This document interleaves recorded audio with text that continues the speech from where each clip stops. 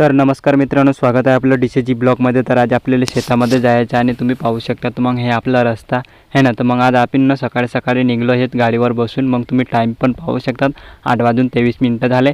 मग मित्रांनो आपण पोहोचलो डायरेक्ट संत्र्याच्या बागामध्ये। मग तुम्ही पाहू शकतात आहे ना। तर मग आपलं शेत आहे ना। तर मग तुम्हाला अजून थोडंफार काय आहे ते मी सांगतो तुम्हाला आहे ना। तर मग उद्याच्या दिवशी आपल्याला नागपंचमी आहे। तर मग नागपंचमीचं काय करायला लागते ते गोष्टी ते पण सांगतो मी। आपल्या शेतीबद्दलच आहे ते आहे ना। तर मग आपण तुम्ही ना आपल्याला तणनाशक मारलेलं होतं ते तुम्ही व्हिडिओ पाहिले असतील ना। तर मग आपल्याला त्यामध्ये बी रिझल्ट भेटलेला आहे, हे ते पाहू शकता तुम्ही। मग मित्रांनो तुम्हाला ते पण सांगतो मी आहे ना। तर मग आपण म्हणजे आपलं ते शेतकरीसाठीच आहे ते। मग शेतकरी लोक जे लोक आपल्याला बघत असतील ना, त्यांनाच मनापासून मी हे सांगतो की हे आपले हे गोष्टी कराय बरं का। मग तुम्ही आपलं फारच छान होईल ते करले असतील तर भावानो एका गोष्टी सांगतो मी तुम्हाला चांगलं वाटतं तर लाईक कर जा आणि चॅनलला सबस्क्राईब कर जा बरं का। मग थोडंफार तुम्हाला सांगतो मी है ना। तर मग नागपंचमीची गोष्टी कशा प्रकारे सुरू झाली ते पण सांगतो मी। एकदा एका गावात एक शेतकरी आपल्या शेतात कामं करत होता। त्याला शेतात नागाची वाड दिसली, पण त्याने त्या वाडाला कधीच त्रास दिला नाही। एका दिवशी त्याचीच मुलगी शेतात गेली, तिने नागाला पाहिले आणि घाबरली, पण त्याची आईने तिला सांगितले, बाळा नाग हा नैसर्गिकचा एक महत्त्वाचा जीव आहे, त्याला मारायचे नाही, तरी त्याची पूजा करून त्याच्याबद्दल कृतज्ञ व्यक्त करायचे सांगितले। मग लागला श्रावण महिन्यात पंचमीच्या दिवशी त्याच मुलीने नागदेवीचे मनोभावाने पूजा केली। तिने दूध, फूल आणि नैवेद्य संपूर्ण केले आणि प्रार्थना केली, नागदेवता आमच्या कुटुंबाची रक्षा करा आणि आमच्या शेतात सुख समृद्धी नांदो असा करा। मग नागदेवताने त्याचे भक्तीनं प्रसन्न झाले आणि त्याने तिला आशीर्वाद दिला।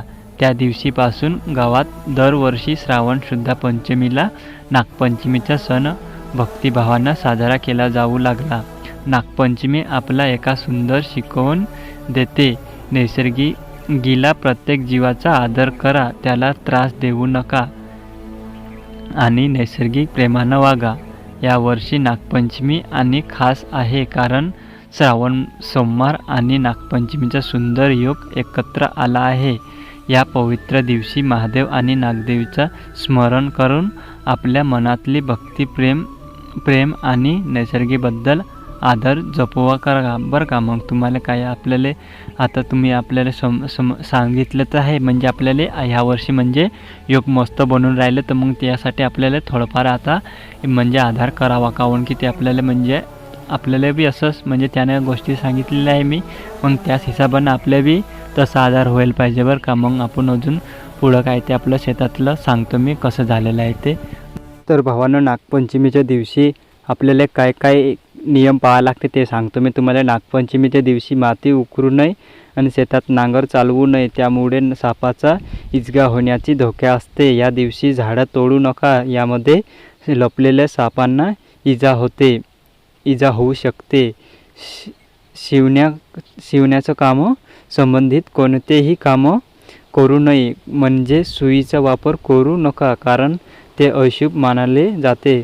नागपंचमीच्या दिवशी लोखंडाच्या भांड्याचं अन्न शिजवू नका किंवा लोखंडी भांड्यात अन्न खाऊ नका, म्हणजे ते आपल्याला म्हणजे नागपंचमीच्या दिवशी त्या नियम पाळा लागते। काहून की भावानं आपल्याला इतका इजा होते, तर मग तुम्ही आपल्या ते तुम्ही करून दाखवा आणि आपल्या तुम्ही मनासारखा म्हणजे आपल्या मनानं ते कामं करायचं बरोबर का। मग तुम्हाला आपलं म्हणजे आपलं नियमाने चालावं लागते, कारण की ते हे एवढं कष्ट करलं की आपल्याला मग आता एका दिवशी काय होते, मग त्यासाठी आपल्याला हे इतकं करावं लागते।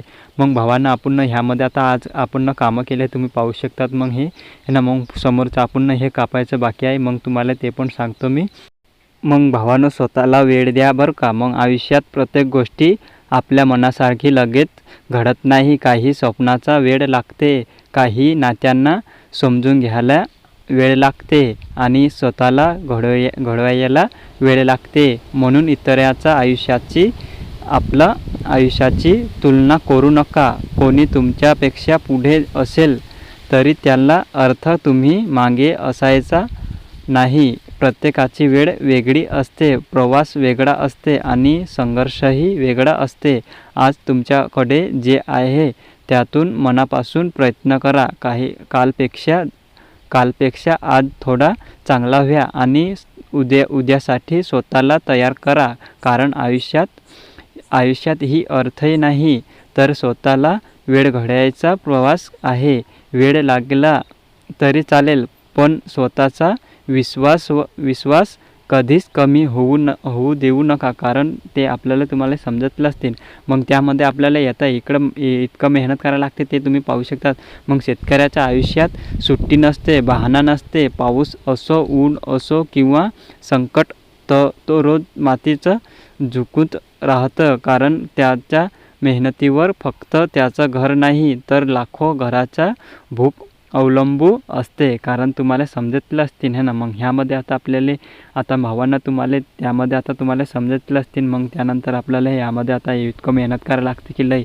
मग त्यासाठी तुम्हाला मी हे मनोरंजनसाठी नाही दाखवलं भावांना. म्हणजे आपण काय कष्ट करतो, कसं करतो ते सगळंच म्हणजे दाखवतो. म्हणजे आपण मग हे एवढं कष्ट करून बी आता हे लोक आपल्याला तुम्ही सपोर्ट थोडी करून राहिले हा ना. तर मग आपल्याला तुम्ही सपोर्ट करून दाखवा आणि आपल्याला अनेक प्रयत्न बी करतो आणि तुम्ही आपल्याला सपोर्ट करून बी दाखवा. हे आपण आता एवढं मोठं आहे म्हणजे आता गवत आहे ना ते मी स्वतः नेऊन दाखवतो तुम्हाला. म्हणजे आपलं ते तिकडे बैल आहे, ते बैल बांधायला आहे ना, ते बैलासाठी हे चारा मी डोक्यावर नेऊन दाखवतो.